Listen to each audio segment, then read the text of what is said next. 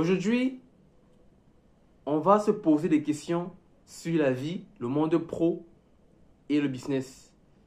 La dernière question est vraiment la question la plus importante de toute ta vie. Alors, écoute la vidéo. Alors, bonjour à tous, je suis Franck Arthur Zado, élève, professeur et vendeur spécialisé dans les pâtisseries. Nous avons une structure qui s'appelle The Waffle, qui fait de la vente des gaufres et des crêpes sucrées et salées. Lorsqu'on parle de salé, il s'agit principalement des farces faites à la viande hachée et au fromage, au jambon et au fromage, et à tout autre type de farce bien voulu par vous, nos chers clients.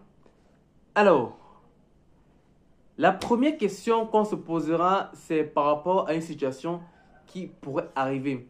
On va présenter deux situations et de ces deux situations, on va ressortir une ou plusieurs questions. Imaginez, vous avez l'habitude de manger chez une mère qui vous vend par exemple un gros morceau de poulet avec du riz et de la sauce pour un prix dérisoire de 500 ou de 600 ou de 700 francs CFA. Vous aimez bien cette maman parce que vous vous dites, elle vous vend un gros morceau de poulet que personne d'autre ailleurs ne vend. Donc elle a beaucoup de clients. Mais alors, présentez une autre situation qui pourrait arriver. Vous êtes un éleveur et vous avez des bandes de poulet de 10 000 et de 20 000. Vous vous levez un matin, vous voyez que la moitié de votre bande est morte. La moitié de vos poulets sont morts, tous. Ça veut dire si vous avez une bande de 10 000, il y a 5 000 poulets qui sont morts sur les 10 000. La question que moi je vais vous poser, c'est qu'est-ce que vous allez faire de ces 5 000 poulets morts? Vous allez creuser une fosse, les mettre à l'intérieur et prier le Seigneur afin qu'il puisse monter au paradis des poulets? Ou alors, vous allez déplumer ces poulets, les découper rapidement, les vendre, les mettre au congélateur pour ceux qui vont rester et les revendre plus tard. Qu'est-ce que vous allez faire? Vous, en tant qu'éleveur et en tant qu'entrepreneur, qu'est-ce que vous allez faire? Maintenant, la femme donc, c'est qui vous achetez le poulet. Comment est-ce que vous savez que le poulet que vous mangez est mort normalement? Genre, elle l'a acheté vivant et on l'a tué. Ou comment est-ce que vous savez qu'il est mort de maladie?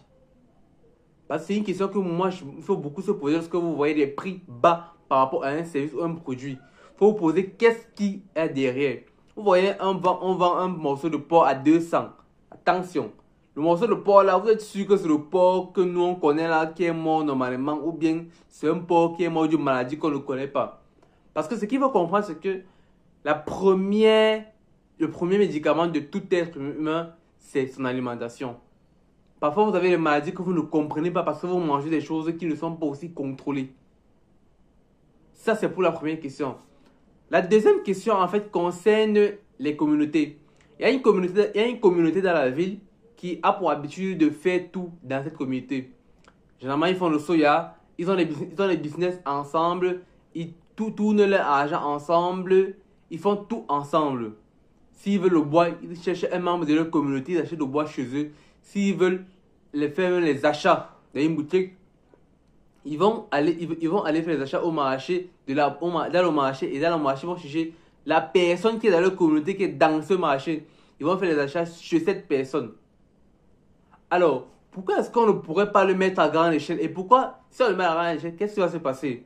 En réalité, ce qui va se passer, c'est que on va créer ce qu'on appelle le communautarisme économique. En gros, c'est quoi? C'est juste prendre de l'argent de l'extérieur et faire tourner dans la communauté. À une échelle nationale, c'est faire rentrer l'argent dans le pays et consommer ce qui est à l'intérieur. Parce qu'en faisant tourner l'argent à l'intérieur, ça ne sort pas et ça rend le pays plus riche. Mais pourquoi est-ce que ce n'est pas appliqué dans notre contexte? On va dire quoi? C'est le tribalisme et tout et tout. Je ne sais pas. Posez-vous la question et donnez-nous les réponses en commentaire.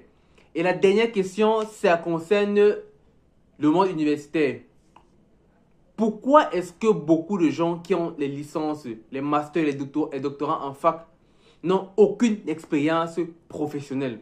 Vous voyez des gens qui ont des licences, des masters et des doctorats en, par exemple, gestion des ressources humaines, mais qui n'ont jamais eu à effectuer un stage dans une entreprise de la place, qui n'ont jamais eu à effectuer un stage dans un cabinet d'avocats, qui n'ont jamais eu à effectuer un stage dans une entreprise d'informatique, mais qui ont des licences, des doctorats en informatique, mais qui n'ont jamais fait de stage. Mais plus tard, vous voudriez être employé par l'université afin de donner des cours alors qu'eux-mêmes, ils n'ont aucune expérience professionnelle.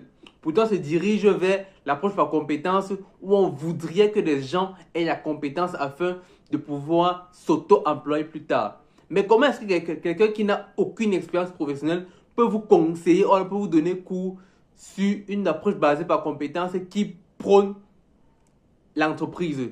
Comment? Expliquez-moi. Moi, je vous pose la question. Comment est-ce que quelqu'un qui n'a pas eu d'expérience professionnelle peut vous conseiller sur les expériences professionnelles qu'il n'a pas eues? Comment? Comment?